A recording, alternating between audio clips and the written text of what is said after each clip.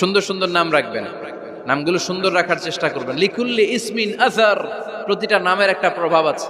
আপনি জল্টু রাখলে ওটা জল্টুর মতোই হবে, আপনি সল্টু রাখলে সল্টুই হবে।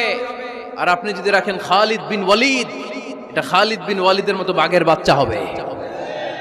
এজন্য নামের প্রভাব আছে, নামের impact and influence in your life এটা অনেক বেশি।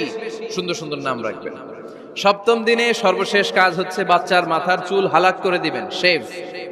ডাক্তাররা যদি সাজেস্ট করে যে না বাচ্চার মাথা এখনো শক্ত হয় নাই, তাহলে করবেন না, সামান্য ট্রিম করে দিবেন। এই চুলগুলো ওজন দিয়ে এই পরিমাণে রূপা বা কিছু টাকা পয়সা দান করে দিবেন, আপনার বাচ্চারে সেফ রাখবে কে? তাহলে 4 নম্বরে বললাম আজান দিতে হবে, তাহনিক করতে হবে, আকিকা দিবেন, নাম রাখবেন এবং চুল হলক করবেন। ফাতেমা রাদিয়াল্লাহু তাআলা আনহা ইমাম হাসান রাদিয়াল্লাহু তাআলা আনহুর জন্মের পরে 7ম দিনে চুল কেটে চুলের ওজন পরিমাণে রূপা আল্লাহর রাস্তায় দান করেছিলেন।